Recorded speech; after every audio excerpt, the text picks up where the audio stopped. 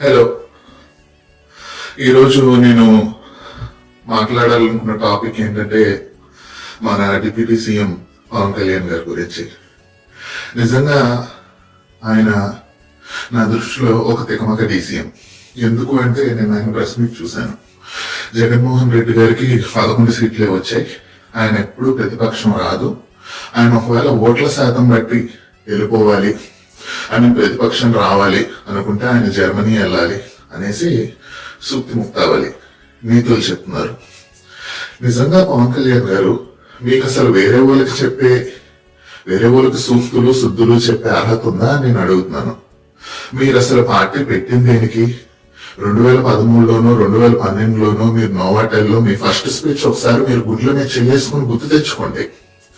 నిజమని బుక్ అన్నారు, ప్రశ్నించడానికే నేను పార్టీ పెట్టానన్నారు, వేరే పార్టీ నుండి నాయకుల్ని జాయిన్ చేసుకునే ప్రసక్తే లేదన్నారు, కొత్త తరం రాజకీయాలకు ఇది నాంది అన్నారు. కానీ ఈ రోజు మీరు ఒక్క మాట మీద నిలబడుతున్నారా? ఈ రోజు అసలు మీరు ఒక్కటన్నా ఫాలో అయ్యారా? అసలు మీ పార్టీ పెట్టిన రోజు సిద్ధాంతాలు ఏవైతే ఉన్నాయో అవి ఈ రోజు మీకు ఉన్నాయా? మీకు అసలు రాజకీయ నాయకుడిగా ఉండే నైతిక హక్కు ఉందా? మీరు ఒక కులాన్ని అడ్డం పెట్టుకొని, ఒక మతాన్ని అడ్డం పెట్టుకొని, 2 పార్టీలను అడ్డం పెట్టుకొని రాజకీయం చేసి ఎమ్మెల్యే అయిన వాళ్ళు. అటువంటి మీరు ఈరోజు జగన్మోహన్ రెడ్డి గారికి నీతులు చెప్తున్నారు. ఒక్కసారి మీ మొహం మీరు అద్దంలో చూసుకోండి. మీరు సింగిల్ గా జనసేన జెండా మీద గ్లాసు గుర్తు మీద నిలబడితే మీకు ఎమ్మెల్యే అయ్యే అర్హత ఉందా? అసలు మిమ్మల్ని ఎమ్మెల్యే చేసేదానికి రాష్ట్రంలో ప్రజలు లేదా 175 నియోజకవర్గంలో ఏ నియోజకవర్గం నుండైనా మీరు సింగిల్ గా జనసేన గుర్తు మీద పోటీ చేస్తే ఎమ్మెల్యే అయ్యే అర్హత మీకుందా? ఎందుకంటే మిమ్మల్ని ప్రజలు నమ్మట్లేదు పవన్ కళ్యాణ్ గారు.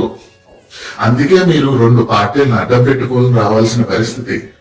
మీరు 2013లో దేశ్ బచావో కాంగ్రెస్ హటావో అని బీజేపీ టీడీపీతో కలిసి పోటీ చేశారు. 2019లో అదే బీజేపీని అదే టీడీపీని పాచిపోయిన లడ్డూలు, చంద్రబాబు నాయుడు లోకేష్ నా కుటుంబ సభ్యులను తిట్టారు, ఆ మీడియా ఛానల్ మా అమ్మని తిట్టాయి అనేసి రోడ్డు మీద రంకెలేసి మాయావతిని యూపీ నుండి ఆంధ్రప్రదేశ్ కి తెప్పించుకొని సిపిఐ సిపిఎంతో మాయావతితో కలిసి పోటీ చేశారు. 2 చోట్ల ఓడిపోయారు.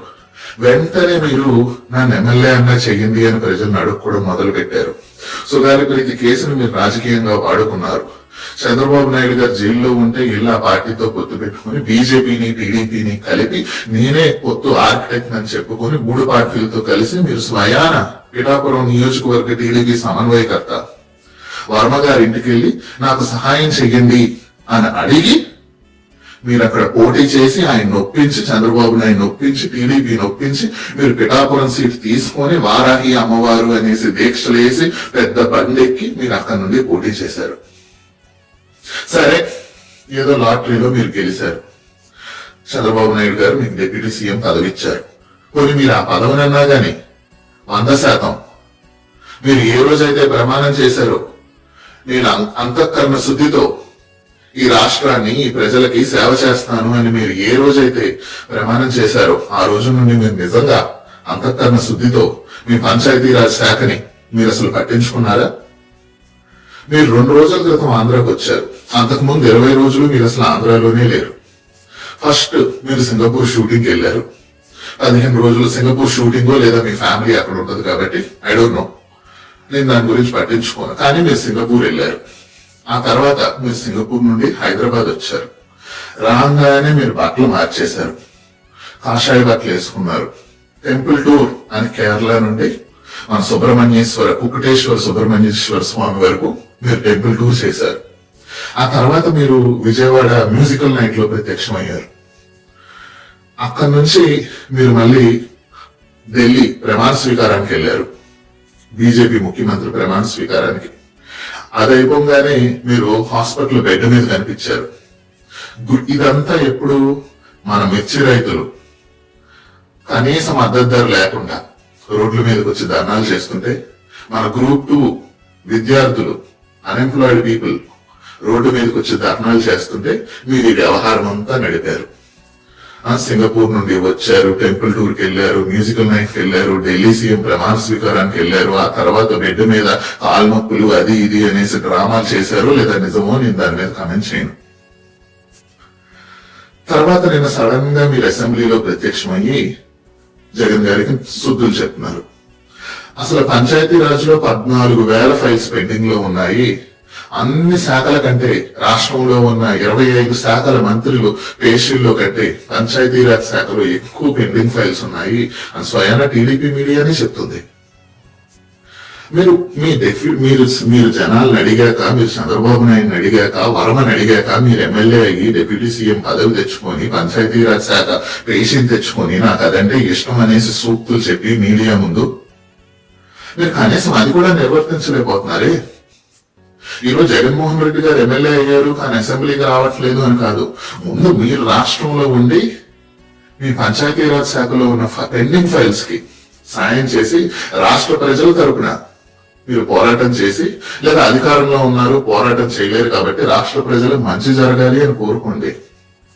యాసిడ్ దాడులు జరుగుతున్నాయి, చిన్న చిన్న పిల్లలు రేపులు చేస్తున్నారు, వాటికి హోమ్ మినిస్టర్ ఏ బాధ్యత వహిస్తుంది అనేసి అడగండి, ఫాలో అప్ చేయండి.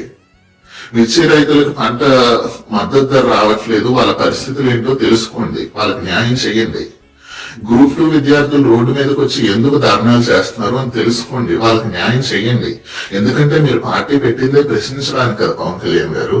మీరు అధికారంలో ఉన్నా గానీ మీరు ప్రశ్నించలేకపోయినా అట్లీస్ట్ న్యాయం చేయడానికి ట్రై చేయండి.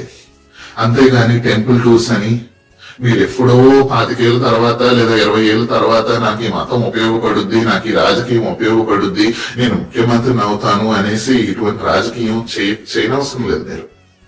మీకు నిజంగా జనాలకు మంచి చెయ్యాలి అని అనుకుంటే మీకు ఎమ్మెల్యే పదవి ఉన్నా, ఎమ్మెల్యే పదవి లేకపోయినా, అధికారంలో లేకపోయినా గానీ 2013లో మీరు ఏ మాటలైతే చెప్పారో ఆ మాటల ప్రకారంగా మీరు జనాలకు మంచి చెయ్యాలి అనుకుని జనాల తరపున పోరాటం చేస్తే పవన్ కళ్యాణ్ గారు మీకే కులము, మతము, 2 పార్టీలు అంత అవసరం లేదు.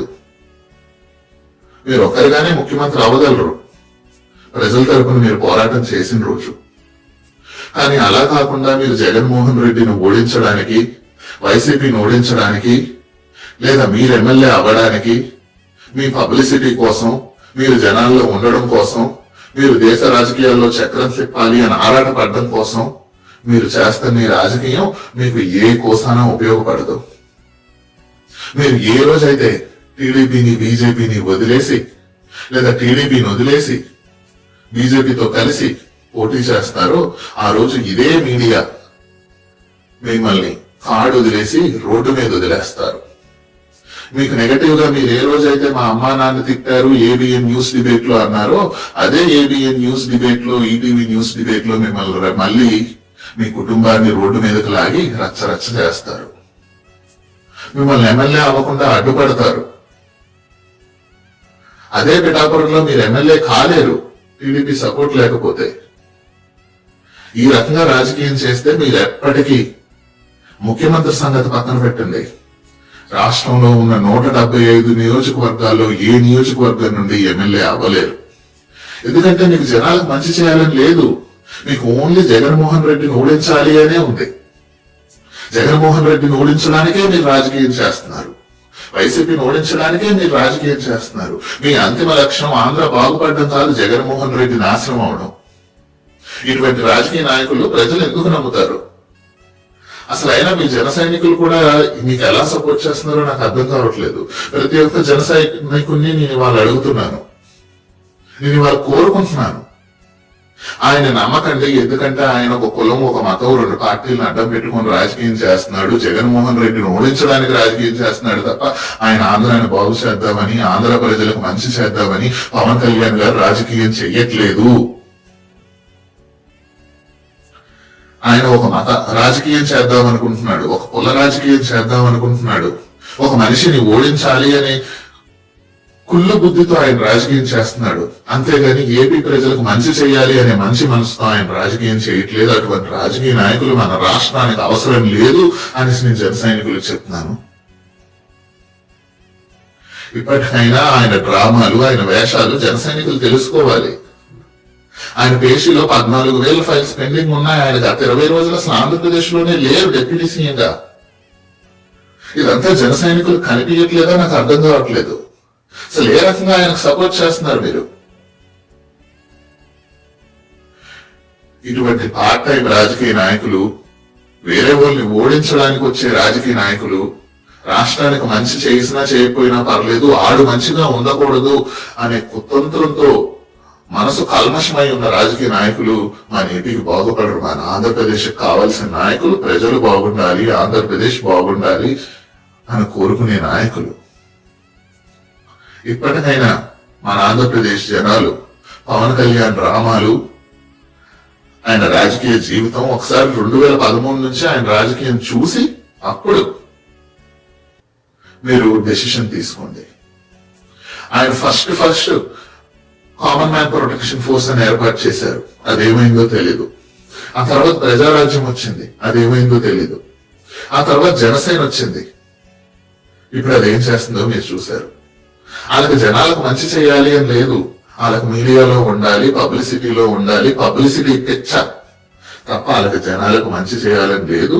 సో నేను ఇంకోసారి ఆంధ్రప్రదేశ్ ప్రజల్ని, జన సైనికుల్ని కోరుకుంటున్నాను, ఒక్కసారి ఆలోచించి మీరు ఎటువంటి నాయకుడికి సపోర్ట్ చేస్తున్నారో తెలుసుకోండి.